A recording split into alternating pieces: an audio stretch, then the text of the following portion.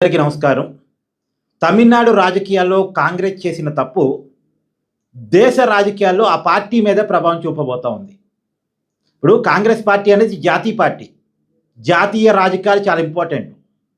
ఒక రాష్ట్రంలో ఒక పార్టీతో కలిసి అధికారంలో ఉండటం కంటే కూడా జాతీయ రాజకీయాల్లో చక్రం తిప్పడం అనేది కాంగ్రెస్ పార్టీకి ఉన్న ఇంపార్టెన్స్.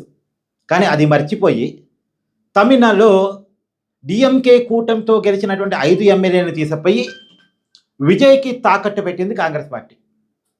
తమిళనాడులో విజయ్ 118 స్థానాలు గెలిస్తే అధికారానికి వచ్చే అవకాశం ఉండగా 108 స్థానాలతో ఆగిపోయాడు. ఇంకా కరెక్ట్గా చెప్పాలంటే 107 స్థానాలు కూడా ఆగిపోయాడు. ఎందుకంటే విజయ్ 2 చోట్ల గెలిచాడు కాబట్టి. ఇంకా అతనికి 11 మంది ఎమ్మెల్యేలు కావాలి. ఆ 11 మంది ఎవరు మద్దతు ఇస్తారా అనుకునే లోపే కాంగ్రెస్ వాళ్ళు ముందే పోయి వాళ్ళు మద్దతు ఇచ్చారు. వాళ్ళ ఆశ ఏంటంటే విజయ్తో కలిస్తే ఒక 2 మంత్రి పదవులు వస్తాయి. వాళ్ళు మంత్రి పదవుల కోసం ఆవురు అంటున్నారు కాంగ్రెస్ వాళ్ళు, తమిళనాడు కాంగ్రెస్ వాళ్ళు. ఇంకా గతంలో డిఎంకే పార్టీ మంత్రి పదవులు ఇవ్వలే. ఇప్పుడు మళ్ళీ డిఎంకే కూటమి అధికారంలోకి వచ్చినా కాంగ్రెస్ వాళ్ళకి మంత్రి పదవులు ఇవ్వము అని కరాఖండికి చెప్తుంది డిఎంకే. మంత్రి పదవుల కోసం ఇప్పుడు విజయ్ దగ్గర పోయేసి మేము మద్దతు ఇస్తున్నామని చెప్పేశారు 5 ఎమ్మెల్యేలు. అది నిజానికి కాంగ్రెస్ పార్టీకి 5 ఎమ్మెల్యేలు ఎలా గెలిచారు? ఈ డిఎంకే కూటమిలో ఉండటం వల్ల గెలిచారు. సొంతంగా 5 ఎమ్మెల్యేలు గెలుచుకునే శక్తి కాంగ్రెస్కి తమిళనాడులో ఏమి లేదు. డిఎంకే గెలిపించింది. కాంగ్రెస్ బలంతో పాటు డిఎంకే బలం యాడి కావటం వల్ల 5 ఎమ్మెల్యేలు కాంగ్రెస్ పార్టీకి గెలిచారు. సరే ఏదో స్టేట్ పాలిటిక్స్ కోసం మంత్రి పదవుల కోసం ఆ పని చేశారు, ఓకే. కానీ జాతీయ రాజకీయాల్లో డిఎంకే కాంగ్రెస్కి ఎప్పటి నుంచో ఫ్రెండ్గా ఉంది. 2004 నుంచి లాంగ్ రన్ ఫ్రెండ్గా ఉంది. 2004 అంటే 12 సంవత్సరాలుగా, సారీ 12 ఏంది 22 సంవత్సరాలుగా, 22 సంవత్సరాలుగా అంటే 2 దశాబ్దాలకి పైగా లాంగ్ రన్ ఫ్రెండ్గా డిఎంకే ఉంది. కాంగ్రెస్ కష్టాల్లో ఉన్నప్పుడు ఉంది, ఇబ్బందుల్లో ఉన్నప్పుడు ఉంది. అసలు ఎవరు కాంగ్రెస్ని లెక్క చేయనప్పుడు కూడా కాంగ్రెస్తో ఫ్రెండ్గా డిఎంకే ఉంది. మొన్న కూడా డీలిమిటేషన్ మహిళా బిల్లుని అడ్డుకోగలిగిందంటూ కాంగ్రెస్కి సహాయం చేసింది డిఎంకేనే. డిఎంకేకి 22 మంది ఎంపీలు ఉన్నారు. ఇప్పుడు కాంగ్రెస్ని మమతా బెనర్జీ పెద్ద లెక్క చేయదు. ఇప్పుడు ఏమైనా లెక్క చేసిద్దామో తెలియదు, కానీ ఇప్పుడు దాకైతే లెక్క చేయలే. తర్వాత అఖిలేష్ యాదవ్ పెద్ద లెక్క చేయడు. కాంగ్రెస్కి కొద్ది గొప్ప నమ్మదగిన మిత్రుడు ఎవరన్నా ఉన్నారంటే అది డిఎంకేనే. అది కూడా 2 దశాబ్దాలకి పైగా. ఇప్పుడు కాంగ్రెస్ పార్టీకి తమిళనాడులో 9 ఎంపీలు ఉన్నాయి. ఎలా వచ్చాయి 9 ఎంపీలు? ఎవరు వచ్చాయి? ఈ స్టాలిన్ వల్ల వచ్చాయి, అంటే డిఎంకే పార్టీ వల్ల వచ్చాయి. 9 ఎంపీలు కాంగ్రెస్ సొంతంగా తమిళనాడులో గెలవగలిగితే డిఎంకే గెలిపించింది. జాతీయ రాజకీయాల్లో కాంగ్రెస్ అవసరమని బీజేపీ వ్యతిరేకతను మనసులో పెట్టుకొని 9 ఎంపీలు గెలిపించింది. నిజానికి డిఎంకే కనుక తన సిద్ధాంతాన్ని పక్కన పెట్టి బీజేపీతో రాజీ పడి ఉంటే చాలా పనులు అయ్యాయి డిఎంకేకి. పోయినసారి డిఎంకే తమిళనాడులో అధికారంలో ఉన్నప్పటికీ కూడా గవర్నర్ ద్వారా బీజేపీ చాలా ఇబ్బంది పెట్టింది డిఎంకే ప్రభుత్వాన్ని, స్టాలిన్ ప్రభుత్వాన్ని.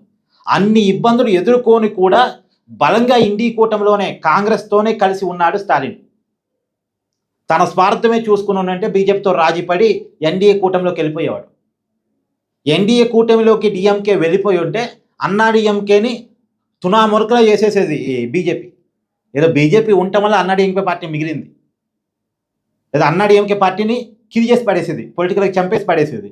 ఇక డిఎంకే ఇప్పుడు ఈసారి కూడా అధికారంలోకి వచ్చేదేమో బీజేపీ అండదండలు కనుక ఇండైరెక్ట్గా ఉండుంటే, డైరెక్ట్గా కాకపోయినా. కానీ నమ్మకంగా ఉన్నందుకు కేవలం ఒక 2-3 మంత్రి పదవులు వస్తాయి అనే కారణం చేత అవకాశం వచ్చింది కదా ఈ కూటమి నుంచి ఆ కూటమిలోకి. అందులోనూ చివరిలో దూకితే పర్లేదు, కమ్యూనిస్టులు మద్దతు ఇచ్చారు, ఇంకా వేరే పార్టీలు మద్దతు ఇచ్చారు, ఇక 5 సీట్లే మిగిలింది అన్నప్పుడు కాంగ్రెస్ పోతే వేరు. కానీ ముందే కాంగ్రెస్ పోయింది. ఎవడు రాకముందే కాంగ్రెస్ పై కూర్చోంది. కాంగ్రెస్ ఏం చేయాలి?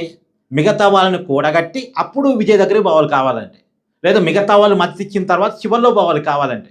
కానీ అసలు ఈ పార్టీ తరపున గెలిచి, ఈ కూటమి తరపున గెలిచి వెంటనే గోడ దూకేయటం అంటే కాంగ్రెస్ని రేపు ఎవరు నమ్ముతారు? కాంగ్రెస్ని ఎవరు నమ్మరు. చెప్తాడు స్టాలిన్ పోయి, రేపు మమతా బెనర్జీ దగ్గర పోయి చెప్తాడు, ఇంత అండగా ఉన్నానని నాకే హ్యాండ్ ఇచ్చారు, వాళ్ళు నన్ను వెనుపోటు పొడిచారు, మీరెందుకు కాంగ్రెస్ నమ్ముతారు అంటాడు. మమత అసలే నమ్మదు. అసలు రేపు అఖిలేష్ యాదవ్ దగ్గర పోయి చెప్తాడు, అఖిలేష్ నమ్మటం మానేస్తాడు. అసలే నమ్మటానికి వెనక ఉందాడేవాడు ఇంకా నమ్మటం మానేస్తాడు. ఇండి కూటమి బద్దలైపోయింది. ఇండి కూటమి నుంచి డిఎంకే బయటకు వస్తే 22 మంది ఎంపీలు బయటకు వచ్చినట్టు. 22 మంది ఎంపీలు ఎన్డీఏ కూటమిలోకి వెళ్ళారంటే బీజేపీకి అమాంతం ఎన్డీఏ కూటమికి బలం పెరిగినట్టు. రేపు ఏ బిల్ అయినా చాలా ఈజీగా పాస్ చేసుకుంటుంది. కాంగ్రెస్ అడ్డుకొని కూడా అడ్డుకోలేదు. ఇప్పుడు విజయ్కి ఏమి ఎంపీ లేవుగా పార్లమెంట్లో, విజయ్తో కలిసి ఉన్నంత మాత్రాన. ఇప్పుడు జాతీయ రాజకీయాలు ఇంపార్టెన్స్గా చూడాలిగా కాంగ్రెస్. నమ్మకమైన మిత్రుని కోల్పోయిద్దా?